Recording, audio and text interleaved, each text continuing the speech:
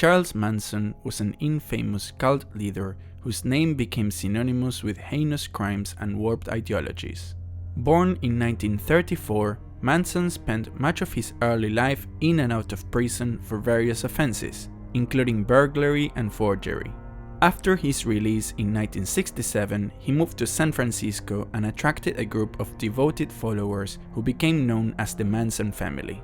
Manson's charisma and persuasive tactics led his followers to commit a series of brutal murders in 1969, including the high-profile killings of actress Sharon Tate and several others. One of the two greatest influences on the thinking of Charles Manson, along with the Book of Revelation, was the musical group the Beatles. According to family members, Manson would most often quote the Beatles and the Bible. The two influences were linked, in that Manson saw the four Beatle members as being the four angels referred to in Revelation 9. Revelation 9 also tells of locusts, the Beatles of course, coming out upon the earth. It describes prophets as having faces as of the faces of men, but with the hair of women, an assumed reference about the long hair of the all-male English group. Manson believed that the Beatles spoke to him through their lyrics, especially those included in the White Album, released in December 1968. Several songs from the White Album crystallized Manson's thinking about a coming revolt by black people against the white establishment. He interpreted many of the songs idiosyncratically, believing for example that Rocky Raccoon meant black people, and Happiness is a Warm Gun was a song about getting firearms to carry on the revolution, rather than more obviously a song about sex. The White Album played a key role in forging Manson's warped ideology. According to family member Paul Watkins, before Helter Skelter came along, all Charlie cared about was orgies. Manson's interpretations of the Beatles songs were both bizarre and chilling. Here are some notable examples. Revolution 1. Manson interpreted the lyrics, "But when you talk about destruction, don't you know that you can count me out?" as a call for him to reveal his plan to escape the coming chaos.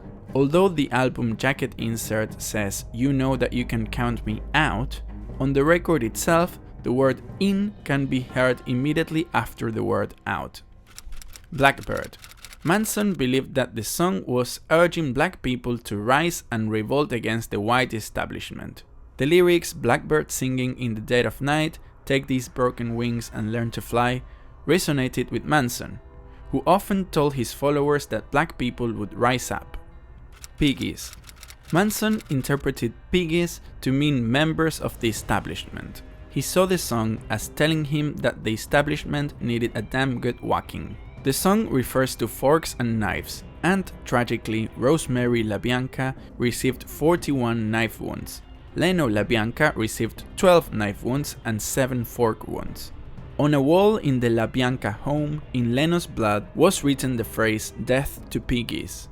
Helter Skelter. Manson saw this song as a prophecy of an impending apocalyptic race war. "When I get to the bottom, I go back to the top of the slide, where I stop and I turn and I go for a ride," signified to Manson that Helter Skelter was coming down.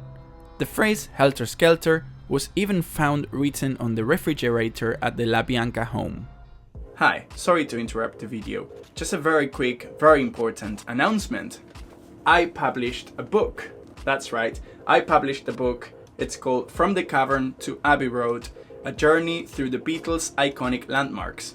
In this book, we see the story of the Beatles from the places where everything happened. Some of them are famous, like let's say Abbey Road Studios, and some of them perhaps not so famous, like for example the art gallery where John and Yoko met. I put a lot of work and effort into this book, and it would help me so much if you grabbed a copy. It's available on Amazon all around the world, so if you want your copy, please go to the link in the description. Thank you, now back to the video. Revolution 9. This song, which consists of a collection of sound clips, was seen by Manson as paralleling the message of the Bible's Revelation 9. He believed it was a prophecy of the upcoming black versus white revolution. Prosecutor Vincent Pugliosi, in his book Helter Skelter, noted that the repeated phrase number 9, number 9, number 9 and the sounds of machine gun fire and screams at the end of the song inspired Manson's vision of an impending conflict. I will. Manson interpreted the line, "Your song will fill the air, sing it loud so I can hear you," to mean that he should make an album so that people could find him, the returned Jesus Christ. After the White Album came out in December 1968, Manson began writing songs in earnest, hoping to answer the Beatles' imagined request that he produce an album. Honey Pie. Manson interpreted the line "Sail across the Atlantic to where you belong" to mean that the Beatles should come to the USA to join his family in Death Valley. He believed that the Beatles loved Jesus Christ and thought he was in Southern California, but were too lazy to search for him, now in the form of Charles Manson. Hoping to persuade the Beatles to join them, Manson and other family members sent several telegrams, wrote numerous letters, and attempted at least 3 phone calls to the Beatles in England, all to no avail. Manson's delusional interpretations of the Beatles' songs culminated in a series of brutal murders, committed by his followers in the summer of 1969. The most infamous of these was the murder of actress Sharon Tate, who was 8 months pregnant, along with 4 others at Tate's home. The following night, Manson's followers murdered Leno and Rosemary LaBianca. Manson saw these murders as the catalyst for Helter Skelter, the apocalyptic race war he believed was imminent. It's crucial to emphasize that the Beatles are not to blame in the slightest for Manson's actions. Ringo Starr, reflecting on the impact of the murders, said, "It was upsetting. I mean, I knew Roman Polanski and Sharon Tate, and God, it was a rough time. It stopped everyone in their tracks because suddenly all this violence came out in the midst of all this love and peace and psychedelia.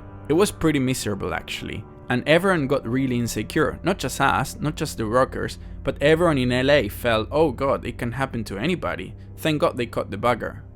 Manson's obsession with the Beatles began during his imprisonment in the 1960s, where he learned to play guitar and became fascinated with the band. His delusions about the Beatles' music were part of a broader pattern of interpreting cultural and religious symbols in ways that justified his apocalyptic and violent worldview.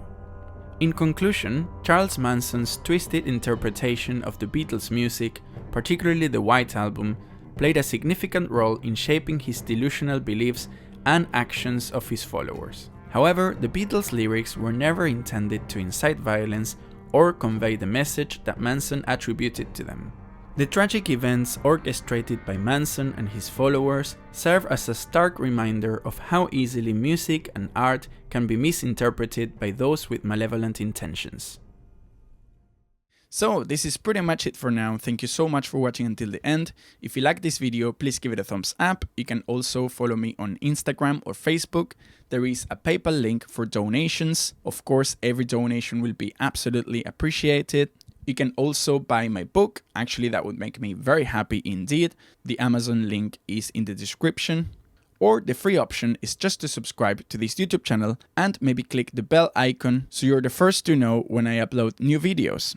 Thank you for watching. See you next time. Bye.